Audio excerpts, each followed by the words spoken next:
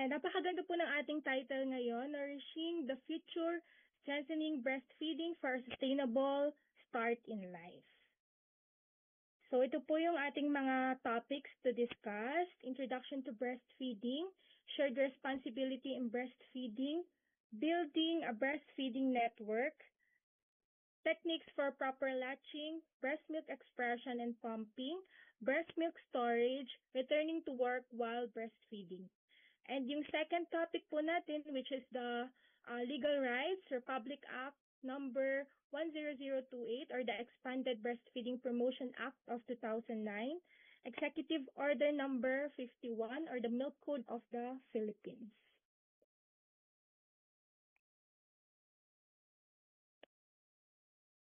The World Health Organization and the UNICEF recommend that breastfeeding should be initiated within the 1 hour after birth, followed by exclusive breastfeeding for the first 6 months of life. At 6 months, appropriate complementary food should be introduced while breastfeeding is continued up to 2 years of age or beyond. So dito po naman sa atin sa Philippines is we practice the early initiation. So kasama siya sa ating EINC or the Essential Intrapartum and Newborn Care. So after po ng giving birth is nagpapalatch agad tayo sa ating mga nanay. So meron lang po sometimes sa mga cesarean natin, syempre hindi naman po agad natatapos ang unlike po sa normal delivery. So pagka po cesarean section na nanganak, so medyo matagal po. So nade-delay yung 1 hour after birth, but after naman po ng cesarean section is diretso naman pinapalatch din agad si baby.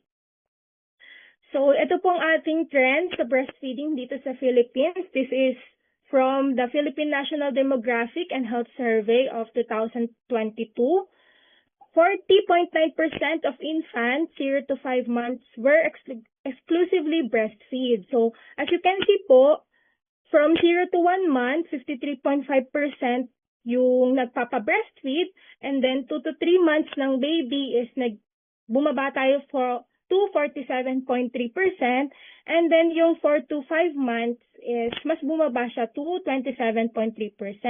So, dito po is makikita natin na sa mahirap i-sustain yung breastfeeding. So yung breastfeeding kasi nga po nagde-decline yung ating percentage sa habang tumatagal po habang lumalaki din yung baby.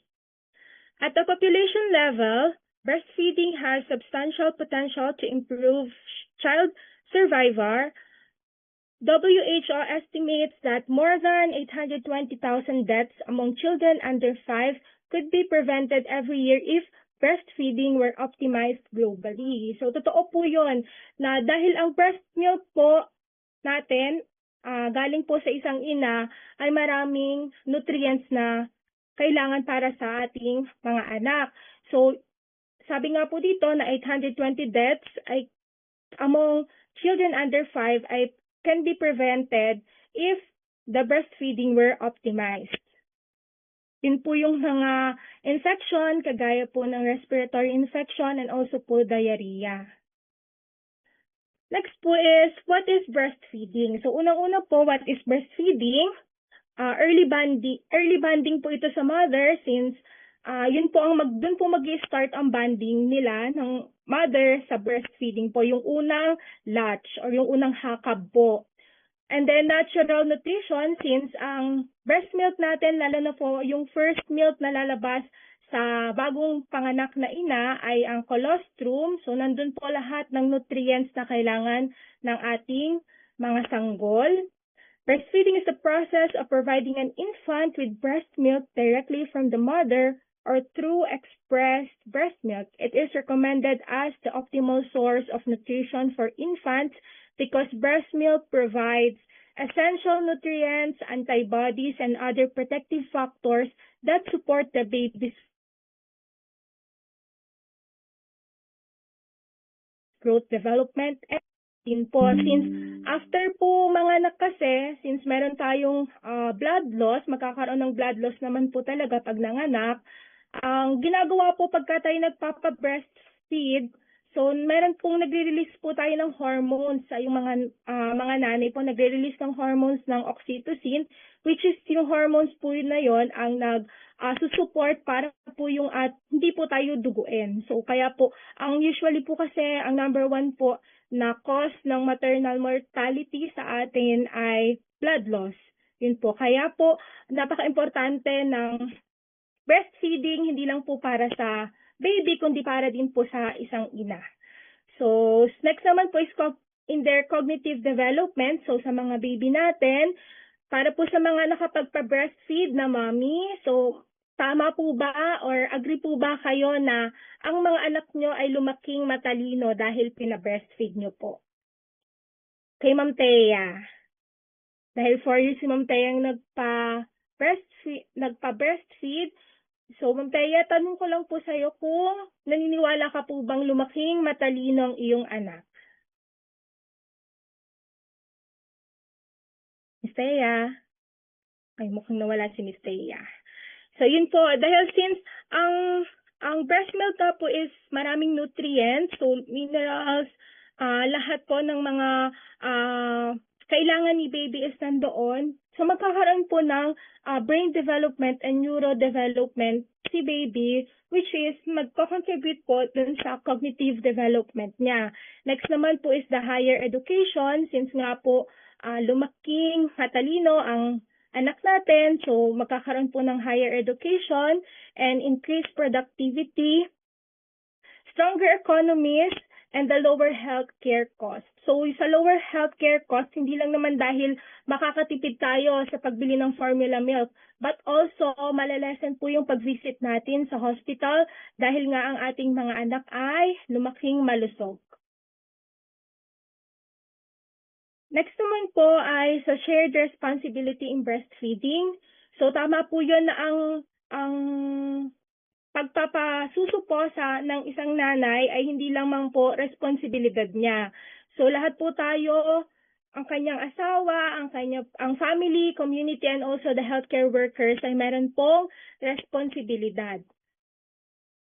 Una po, ang role ng isang ina, unang-una po is dapat malaman nga natin kung ano po yung proper breastfeeding and milk expression techniques. So, paano po tayo makakapagpadede kung hindi po natin alam yung mga tamang position and milk expression. So, yun po yung kauna-unahan nating responsibilidad, ang malaman po natin ng proper techniques sa pagpapasuso po. Pangalawa naman po is breastfeed frequently and respond to the baby's hunger cues. So, yun po, dapat alam natin, ano po ba yung mga hunger cues? So, hindi lang po pag-iyak ang hunger cues. Ang una pong hunger cues ng baby pagka po siya ay gutom na, unang-una po, gising si baby. Pangalawa is pabuka-buka ang bibig ni baby at parang may hinahanap si baby, palingat-lingat siya, hinahanap niya yung breast milk, ibig sabihin na hinahanap niya yung breast ng isang ina, kaya ganun si baby. And then, late sign na po yung pag-iyak. Next naman po, maintain proper nutrition, hydration, rest, and self-care. So, sa isang ina po na nagpapasuso, very important po na tayo po ay meron ding proper nutrition para mabigay din natin yung proper nutrition sa ating sanggol. So, dapat po meron tayong hydration dahil po ang breast milk is made of 87% water. So, dapat well-hydrated ang isang ina kapag nagpapasuso. May enough po na pahinga at pag-aalaga sa sarili. At pang-apat po ay seek professional help when experiencing breastfeeding difficulties.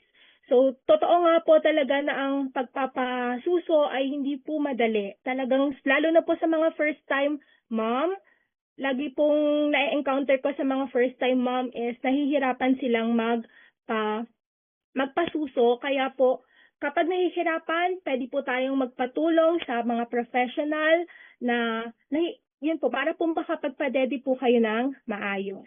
Pangalawa naman po ay ang father or ang partner po ng mother, unang-una po is provide emotional encouragement and reassurance. So ito po ay hindi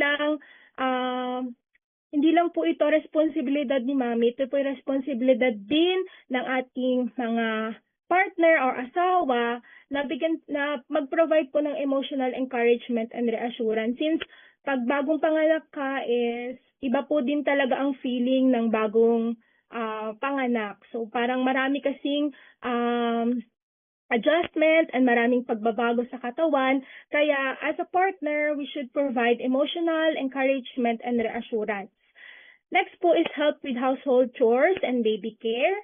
So pagka po, yun nga po, ang ginagawa naman ng ating mga tatay, congratulations din po sa mga tatay na tumutulong po sa mga asawa nila na bagong panganak, and protect the mother's time and space for breastfeeding or pumping. So yun po. And then next is support breastfeeding decisions and avoid unnecessary supplementation unless medically indicated. Third po is the family and the community. So ang family po natin and community should create a supportive, judgment-free environment. Avoid giving unsolicited advice that may discourage breastfeeding, and help the mother access breastfeeding support when needed. So, as a family din po and within the community natin, so ang kailangan po nating i-provide sa ating breastfeeding mommies na magbigay tayo ng encouragement para mag-continue sila sa pagpe-breastfeed. And next po is the healthcare workers, provide evidence-based breastfeeding education, assist with early initiation and proper latch, identify and manage breastfeeding problems, refer mothers to lactation specialists or breastfeeding support groups when necessary. So, ang usually po as a nurse po, ang na-encounter ko pong problem sa mga mother ay kapag first-time mom sila, so iniisip ng mga first-time mom is wala pang gatas na nalabas sa kanila since kakapanganak lang nila, wala pang daw pong nalabas na milk, which is mali po yung paniniwala. Meron at meron na pong nalabas na milk sa atin. Yun nga lang, ang lalabas po doon ay colostrum, which is yung colostrum po, hindi po siya madami. Kakaunti lang po ang colostrum na ilalabas natin na ang stomach po kasi ng isang baby, pag bagong panganak pa lang, bagong silang pa lang sila, kasing laki lang po ng kalamansi. So, yung 10 to 15 minutes po na nagpapa-latch tayo or nagpapasuso tayo kay baby, sasakto lang po iyon para sa paunti-unting labas ng milk mo. And eventually po, 3 to 5 days po after giving birth, doon na po lalakas yung milk natin. Dahil magmamature na po yung milk from colostrum, magiging mature milk na. Next po is building a breastfeeding network. So a breastfeeding network is a group of people and resources that help mothers successfully breastfeed. So ang mother can build her support network through OBGYN and pediatrician, nurses and midwives, lactation consultants, barangay health workers, breastfeeding support groups, family and friends, workplace breastfeeding support, and local health centers and hospitals. A mother should never feel that she has to breastfeed alone.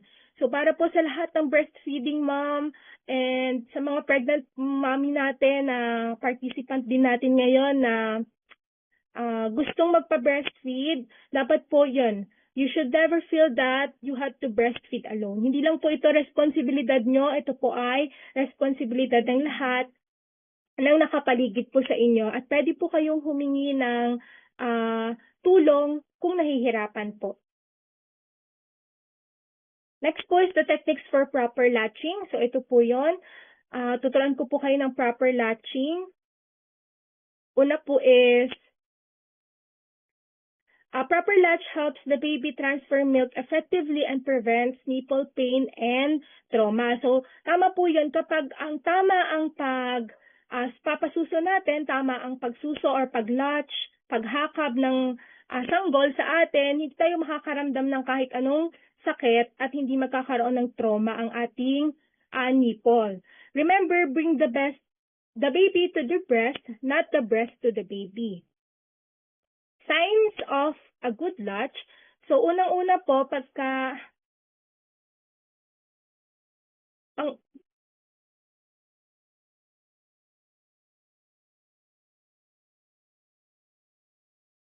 wait lang po.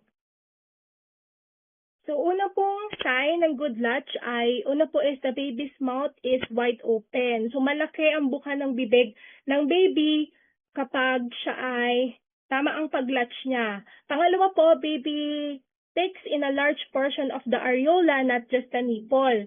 So, yung areola po natin, yun po yung dark area sa ating breast, yung areola. So, yun po yung dapat ang nasasak ni baby hanggang doon. Hindi lang po yung nipple, dahil sa nipple po, wala po doon ang gatas ni baby. Nandun po sa areola yung gatas nyo, which is nandun po yung mga milk ducts. Kaya pag nasak po yun ni baby, mapepress yun, lalabas po sa nipple ang gatas. Ganun po. Pangatlo po is lips are flanged outward. So dapat po ang labi ni baby ay nakalabas, hindi po nakaikom. Pang-apat po, chin is touching or close to the breast. Dapat po ang baba ni baby ay nakatouch or close po siya sa breast, hindi po dapat malayo. Panglima po ay more areola may be visible above the baby upper lip than below the lower lip. And then pang-anim, sucking is slow and deep with audible swallowing. So, ang marinig po natin yon, may sounds po din talaga tayong maririnig kapag si baby ay in a good latch. So, maririnig natin na lumulunok siya. Ang huli po is, mother feels a gentle tugging sensation rather than a sharp pain. So, pag nasasaktan po tayo kapag nagpapalatch tayo kay baby, ibig sabihin po nun, hindi po maganda ang may poor po ang latching niya sa'yo, kaya po tayo nasasaktan. So, ito po yung picture ng good latch. Ito po mapapansin niyo dito sa shallow, hindi masyadong buka yung bibig ni baby. And then, yung areola, ito po yung part ng areola. Makikita niyo po dyan na nakalabas pa siya ng sobra. At saka yung chin niya, hindi masyadong lapit na lapit sa breast ni mami. Kaya po, nakakaramdam si mami ng sakit. Pero pagka yung good latch, yan deep latch, so yan, mapapansin po natin, malaki yung buka ng bibig ni baby. And then, yung chin niya, nagtatouch po sa areola, mas malaki po yung part sa taas nakita kaysa po dun sa baba. Ayan po. Since ito po kasi yung mga milk duct, yan po yung sinasabi ko sa inyo, nandyan po yung milk duct. So, pag napepress po yan, lalabas po yung gatas niyo po. Next is the signs that your baby is feeding well. Unang-una po, yun nga, malaki ang bibig ni baby and has a big portion of the breast in the mouth. Baby's chin touches your breast. Breastfeeding is comfortable. It should not hurt, although the first few sucks may feel strong.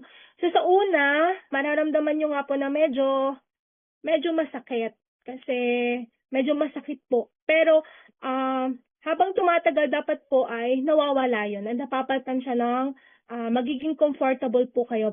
Pero kung matagal na po at talagang masakit, ibig sabihin po may mali sa pag-latch ni baby. More of the dark areola is visible above the baby's upper lip than below the lower lip. Baby's cheeks stay round, not hollow while sucking. Baby sucks and swallows regularly with short pauses in between. So, yun po, ang baby po ay nag-i-stop po talaga sila sa pagdede minsan. So, nagpapahinga po sila and then eventually magsasak po ulit sila. Hindi naman po tuloy-tuloy ang pag-ready ni baby. Tumitigil din po sila, then i-continue din naman din po nila.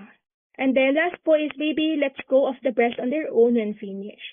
So, kusa pong nabitaw si baby kapag busog na po siya. Kusa po siyang nabitaw sa breast and then makakatulog na po. Ito po yung unang technique natin. Ito po yung karaniwang ginagawa kasi mas comfortable ito sa mga nanay. Unang-una po is the cradle hold. So it is best for full terms baby who have already learned to latch well. So ito po ang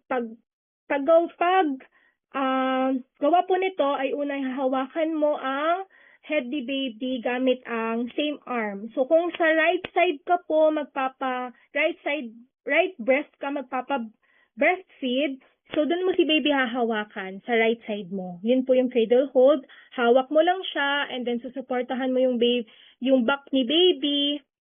And then dapat po ay nakaharap sa iyo si baby, tummy to tummy kayo. Dapat nag-i-skin to skin po kayo.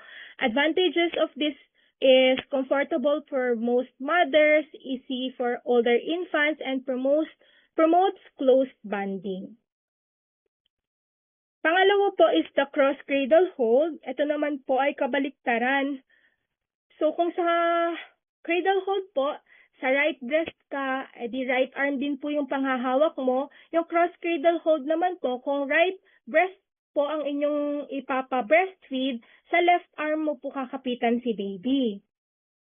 It is, advantages po nito, provide better control of the baby's head since kakapitan natin yung head ni baby, make it easier to achieve a deep latch. It is often recommended during the first weeks after birth. So ito po ay best for newborns, premature babies, and babies with latching difficulties. Since, yun nga po, pagka nahihirapan si baby nahirapan po si baby mag-latch, ito po yung ginagamit since meron nga po tayong control sa head ni baby. So, kung nahihirapan si baby, pwede natin siyang makontrol sa paghawak po natin sa head niya. Kaya po ginagamit itong cross cradle hold. Pangatlo naman po is the football or the clutch hold. It is best for mothers recovering from a cesarean section, mothers with large breast or inverted nipples, mothers of twins, and premature babies. So, pag po ito ginawa natin tong position na to, beside the body under your arm. So, nasa arm po natin si baby kakapitan. Ganyan po. Kung nakikita nyo po sa picture, yan po yung football hold. Baby's legs point behind you. So, nasa likod natin yung paa ni baby. Support the baby's neck and shoulder with your hand. So, ang advantage po nito, it keeps pressure off the abdomen after a C-section. Since nga po, pag mga C-section, meron silang binder. So, pwedeng maging mahirap pong magpadede sa mga cesarean pag may binder since napupush yung incision nila, yung sugat nila. So, napupush po. Kaya, kasi mabigat si baby, hahawakan nila sa tummy. So, napupush kaya nagiging uncomfortable po yung mga mother na C-section. Kaya po, ito ang ina-advise na technique pag nagpadede po sila.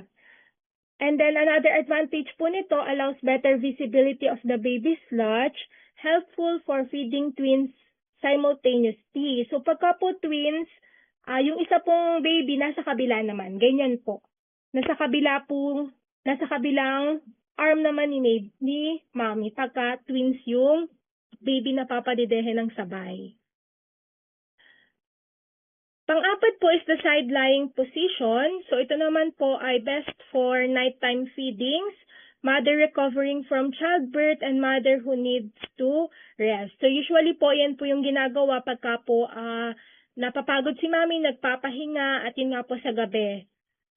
How to do it? Lie on your side with your baby facing you.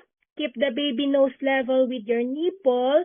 Support the baby's back if needed. So, ganyan po, kaparehas po niya, nakatagilid tayo, nakatagilid din si baby sa atin. Advantage naman po na tong position na to, allows the mother to rest while feeding, comfortable after vaginal birth or C-section. Since nga po pagka mga C-section din, hindi pa sila pwedeng mag-angat because of the anesthesia, usually yan po ang ginagawa ng mga mother para makapagpa-breastfeed, side-lying position. Useful for frequent nighttime feedings.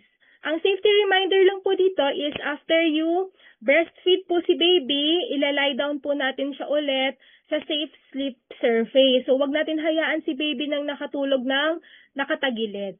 No po, para maiwasan po natin yung risk of sleep-related accidents, kagaya po ng sudden infant death. Yun po kasi, pag naiwan natin si baby niyan, pwede pong mahirapan si baby huminga kasi naipit siya. Kaya po, ang safe sleep surface po kay baby is naka-lie down po siya. Nakahiga po siya sa likod niya. And then, ito po, there is no single best breastfeeding position. The ideal position is one that keeps the baby tummy to tummy with the mother, supports a deep latch, and allows both mother and baby to remain comfortable throughout the feeding. So, wala naman po tayong best position. Sa apat na yon, wala naman pong best position. Nasa sa inyo pa rin po bilang isang ina kung ano po yung komportabling position nyo pagka nagpapasuso po kayo.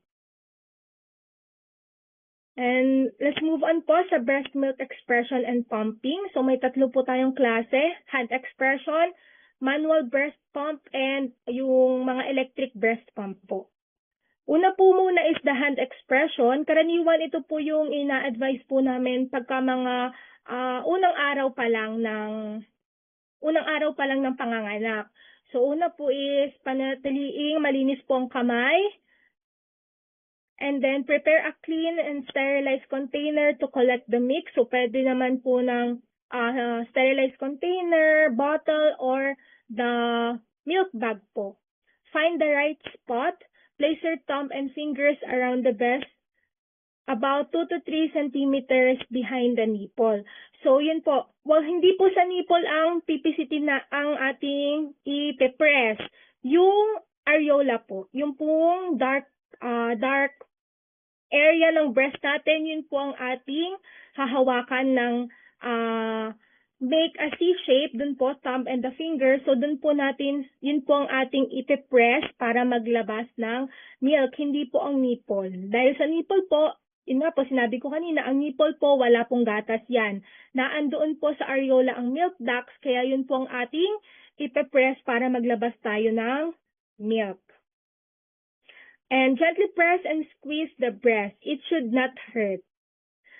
Release and repeat it in a steady rhythm. Do not slide your finger over the skin. So, doon lang tayo sa part ng areola magpe-press. Hindi po kasama ang skin ng breast natin dahil wala po yung milk ducts. Nandun lang po sa ating areola. Doon po tayo magpe-press. So, pagka-press natin, may lumabas na milk, pwede nating i-release ulit.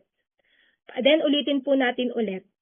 At the first, only a few drops may come out. Keep going gently until the milk flows more freely.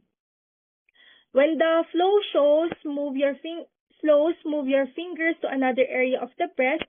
So, pwede po nating i-rotate yung kamay natin, yung thumb and finger natin sa different part ng areola. Since pabilog po yun, pwede natin siyang i-rotate clockwise para po ma-press natin lahat ng milk ducts and ma-release po lahat ng milk. Switch breast when the flow slows down and continue alternating. So after natin sa right breast, lagi pong isusunod ang left. Hindi po laging right breast lang ang ating i-express since marami kasi, ito kasi mas maraming laman yung yung right breast ko, kaya dito lang ako sa right breast magpe-press. Wrong po yun. Dapat po pagka nag-express po kayo ng milk or kahit po nagpadede kayo kay baby, lagi pong salitan magpadede.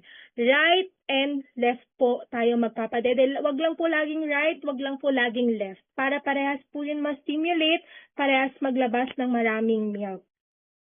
And next po is, if milk is not flowing, try moving your fingers slightly closer to or farther from the nipple and gently massage the breast. Next po is the manual breast pump. So ito po yung manual lang na pinapress din po. Unang-una po is panatiliing malinis po ulit ang mga kamay natin and yung pang-pump na gagamitin natin, yung manual breast pump na gagamitin natin. Find a comfortable position and relax. A warm compress or a gentle breast massage can help milk flow. So, pagka po yun din po, ang advice ko din po sa lahat ng breastfeeding mom, na mag-apply po tayo ng warm compress sa breast po natin para po ma-massage and magkaroon po ng milk flow. Minsan po kasi nagkakaroon ng bara yung mga milk duct. So, nakakatulong po yung warm compress para po malabas natin gumanda din po yung milk flow. Pangatlo po is place the breast shield correctly over your nipple. Make sure the nipple is centered. Create a good seal around the breast. No air should leak around the edges. And start gently. Squeeze and release the pump. Handle slowly and rhythmically. So, yun po kasi sa manual breast pump, ito po ay manual, tayo po ang magpe-press. So, nasa sa atin po yung, tawag dito, yung strong ng pag-squeeze natin. So, kung, unlike po sa electric breast pump, kasi electric yon, pag manual, tayo yung nag-squeeze. So, pagka medyo masakit, medyo maaalalayan po natin yung pag-squeeze natin sa pump. As the milk starts flowing, continue at a comfortable pace. It should not be painful. Massage the breast gently and change the position of the pump slightly if needed to help drain different areas. So, kaparehas lang din po siya ng hand expression. Yung hand expression lang, ang gamit lang natin ay kamay. Dito naman, meron tayong pump na manual. So, parehas lang din po yun. I-different position nyo din po yung pump nyo sa breast nyo. And then, when the milk flow slows, switch to other breast naman po. Kung kakaunti na po yung flow ng breast, sa kabila naman po tayo. And you may alternate breast several times until the milk flow becomes very slow. Remove the pump gently, then transfer the milk into a clean, appropriate storage container. And then lastly po is ang ating electric breast pump. So, kaunahan po ulit dyan ay panatiliin nating malinis ang ating kamay talaga pagka po tayo ay mag-express ng milk natin, kahit yan po ay manual or electric. Use clean pumping equipment. Ensure the breast shield or the flange fits properly. So, yung mga electric breast pump po, meron yung mga flanges. So, o yung breast shield po na tinatawag. So, yun po ay may different sizes. Hindi po siya pare-parehas dahil ang ating pong nipple, ang nipple po ng isang nanay ay hindi din po pare-parehas ng laki. So, dun po natin siya, yung mga flange po nun dapat ay fit properly. Hindi po siya maluwag, hindi din po siya masikip. Dapat po ay sakto lang. Start with a comfortable suction level. Pump regularly when separated from the baby, and label expressed milk with the date and time of expression. Store milk in appropriate container. So, yung mga electric breast pump po natin, may mga modes. Meron pong electric breast pump na may mga mode din. No, merong mabagal muna, merong mabilis. Yun po. Pero meron kasing electric breast pump po na walang ganon. So, dun sa nakaset lang po na sa electric breast pump yung lakas ng pag-pump niya. And then, ito po yung ating storing breast milk properly. So, ito po ay from the Center for Disease Control and Prevention. So, pag po yung freshly expressed or pump na nakalagay sa container natin or sa breast milk bag, pag yun sa container po natin, mga container po, wala pong problem. Sa breast milk bag lang po, make sure nyo po pagka nag-store po kayo gamit ang breast milk bag, wala pong air sa loob. Make sure po natin na walang air sa loob ng breast milk bag. Tatanggalin po natin yung air nun. And then pag in-store po natin siya sa room temperature lang, up to 4 hours po yung itatagal ng breast milk. Pag naman po sa refrigerator, up to 4 days po. And then pag sa freezer naman po, within 6 months or up to 12 months po acceptable. Pero ang recommended po is up to 6 months. And then, pag naman po yung breast milk ay galing na sa frozen or natunaw na po siya, sa room temp po, 1 to 2 hours lang. Pag naman po sa ref, 24 hours. And sa yung thawed po natin or yung tunaw na nating breast milk, tinunaw na natin na breast milk, hindi na po siya pwedeng ibalik sa freezer. Hanggang refrigerator lang po siya. It's either room temperature or sa ref lang po natin ilalagay. And then the leftover from a feeding, yung leftover na milk, use within 2 hours after the baby is finished feeding. So, ito po yung mga paalala lang po sa mga i-store ng breast milk. lagi po nating lalagyan ng label, ng date and time kung kailan po natin siya na-express or na-pump. So, lalagyan nyo po yung mga breast milk bag naman po, meron naman po yung sulatan. So, pwede nyo po dong ilagay. And then, ang lagi nyo pong gagamitin is the oldest milk. Yun po, laging oldest milk bago po yung bago. Since, para maiwasan din po natin na ma-expirean tayo ng breast milk dahil sayang din po. Pangalawa po is the thaw frozen milk in the refrigerator or in warm water. So, pagka po ang frozen milk natin, frozen breast milk natin, tutunawin natin, gamit lang po ang warm water. So, wag po directly hot water dahil meron pong mga components yung breast milk natin na pwede pong masira kapag po dinirect hot water po natin na tunawin. And then, do not microwave breast milk because it can create a hot spot and may damage some components of milk. So, yun nga po yung sinabi ko din na since maiinitan siya, directly mainit yung mailalagay, so yung may components po na pwedeng masira. And then, next po is gently swirl thawed milk instead of vigorously shaking it. So, yung mga tinunaw po kasing breast milk, mapapansin niyo po yun sa mga mga mothers din po, makaka-relate dito mga mothers na store ng breast milk before, mapapansin niyo po na parang may hati yung breast milk sa breast milk bag. Merong yung darker portion nasa taas and then yung mas light na color nasa baba. So yun po ay nagkakaroon po talaga ng ganon kasi hihiwalay po yung water component niya sa fat component po. Kaya po, i-gently swirl natin yung milk. Huwag po natin i-shake ng todo-todo. Since yun nga po, mayroon din po kasing components yung milk na pwede pong masira pagka inalog natin ng sobra. Excuse me. Next po is, once milk has been warm or partially consumed, follow the recommended guidelines for safe use and discard any leftover milk when appropriate.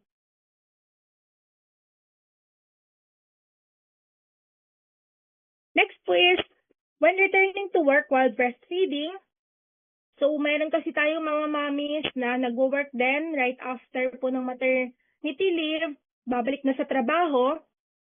So before returning to work, ito po yung mga dapat nating gawin. Una po is practice expressing and storing breast milk. So dapat po ay marunong na tayong mag-hand express, manual express, or electric pumping po yan and storing ng breast milk.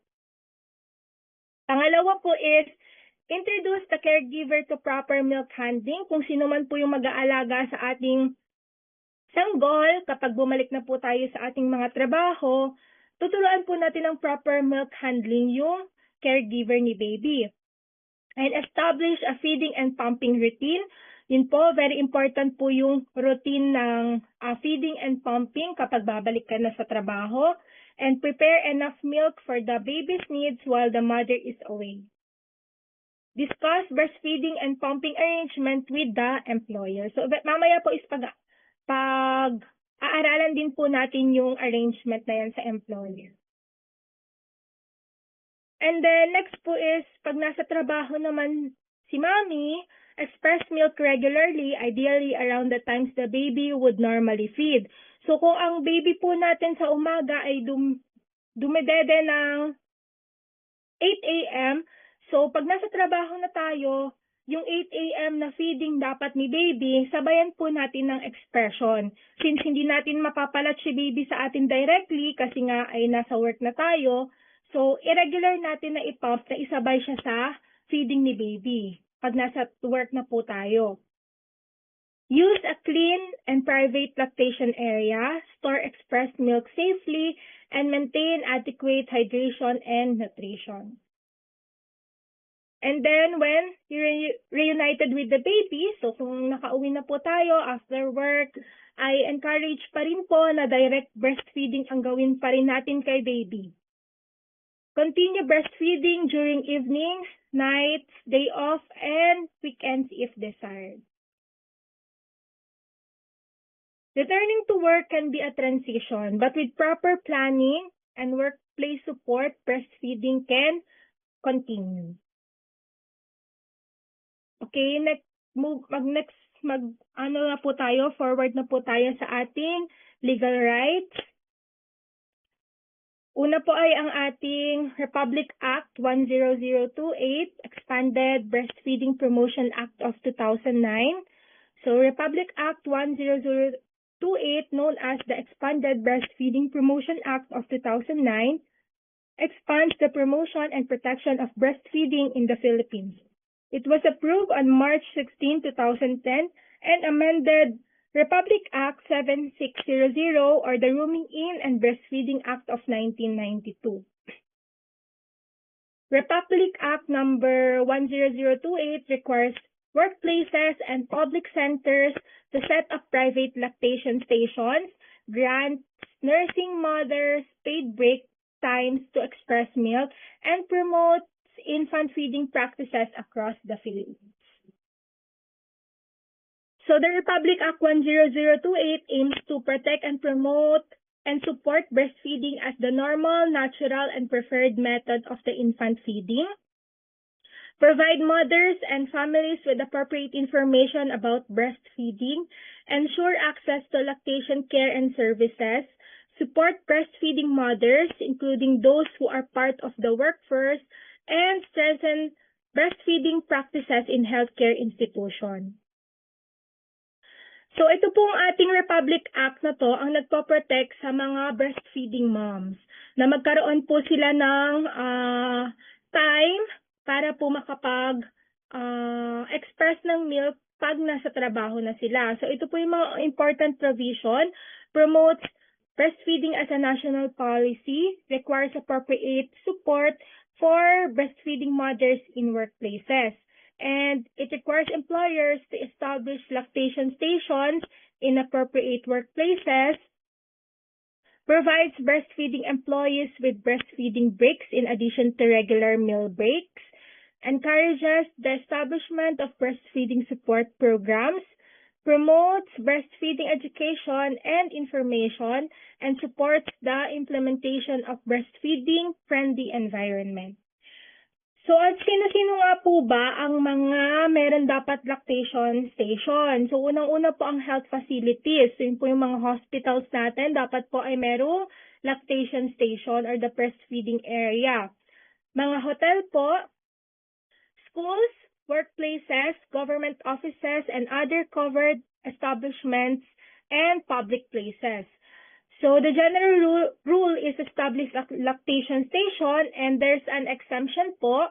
An establishment may apply for an exemption when a lactation station is not feasible or necessary, subject to DOLE appropriate government determination. So, ito po yung mga institutions na dapat ay merong lactation station. So, sino-sino po ba yung mga mga establishments na pwedeng mag-apply for the exemption? Una po is, ito po yung mga establishment that may apply for exemption when there is no nursing or lactating employee, no pregnant employee, no female client visiting or transacting to that establishment, and the DOLE grants the exemption. The exemption is not automatic. It requires application and approval, and if it is approved, the DOLE issued a certificate of exemption which is renewable every 2 years. So yun po, meron po kasi talagang establishment naman na wala naman talagang female employee. Katulad na lang po nung mga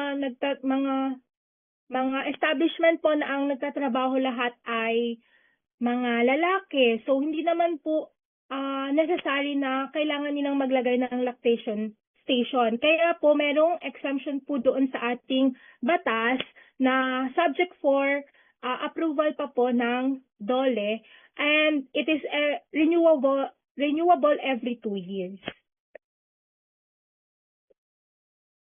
And then, ang responsibility po ng ating workplace, kapag po tayo ay dito po sa Republic Act 10028, the employers are expected to provide a suitable lactation station.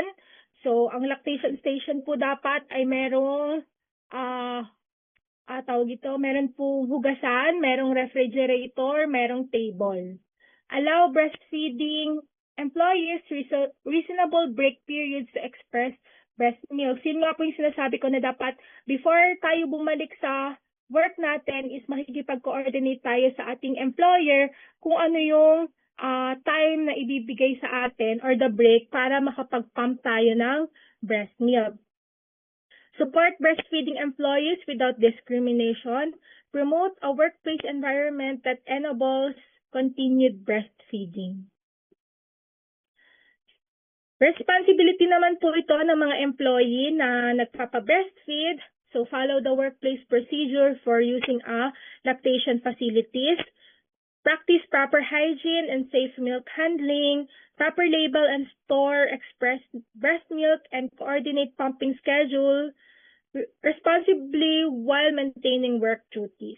So yun nga pong pakikipag-coordinate natin ay very important po para mabigay po sa atin yung time for the pumping and ma-avoid din po natin na yung trabaho natin is masagasaan. Ito po yung mga example ng violation ng Republic Act 10028. Una po is no lactation station in a workplace or establishment where one is required. Yan po yung mga hospital nga natin, hotels, schools, and then using a toilet as a lactation station. The law specifically says the lactation station should not be located in a toilet. No proper facilities for expressing and storing breast milk such as hand washing area, suitable refrigeration or cooling, electrical outlet, table, and comfortable seating. So yan po yung mga dapat makikita nyo sa lactation room. Dapat mayroong hand washing area and then ref, electrical outlet since kung ang gagamitin po ng employee ay electric pump, table and comfortable seating. So, meron pong upuan.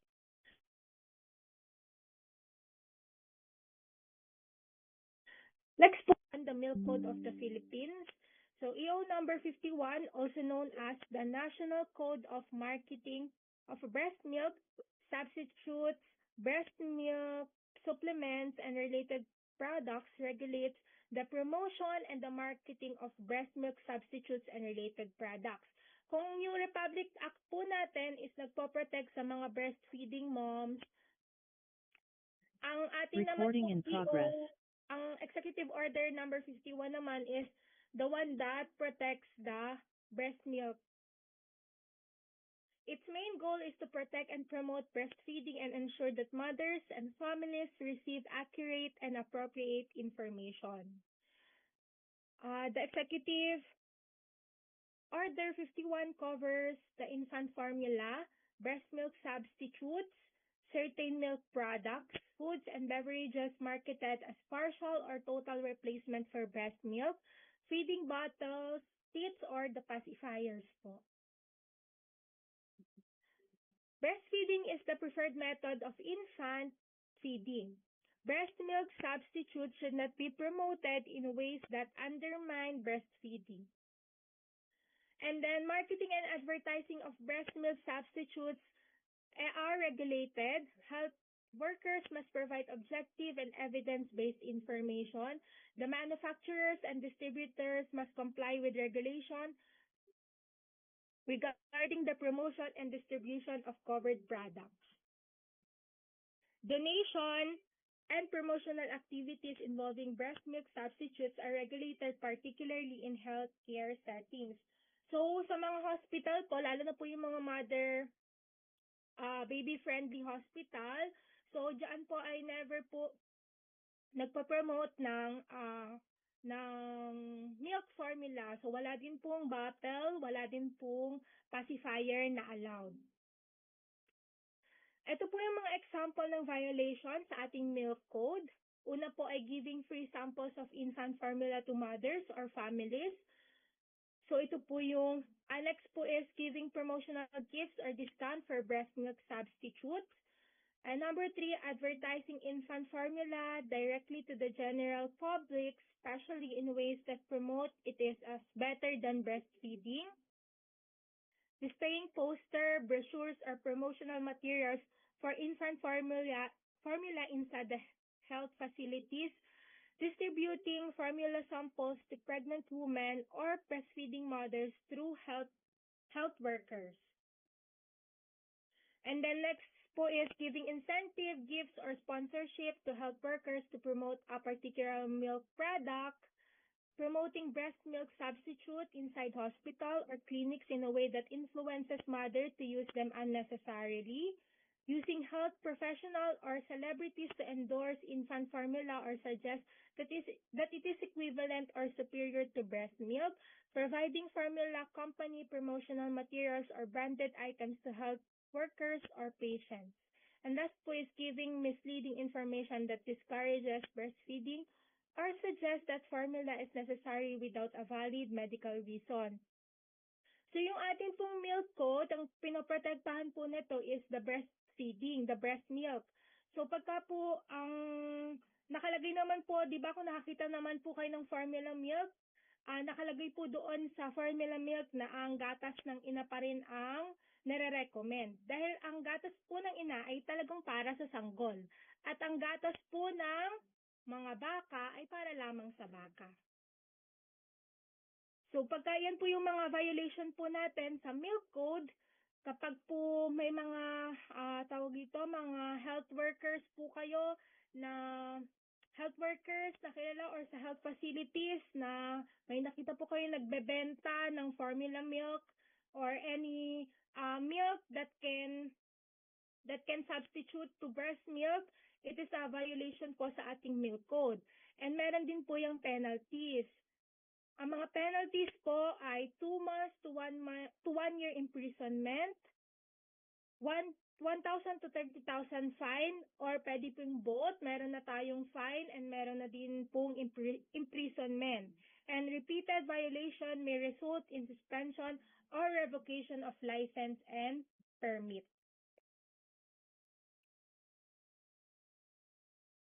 And then, ito po, dito na po ako magtatapos.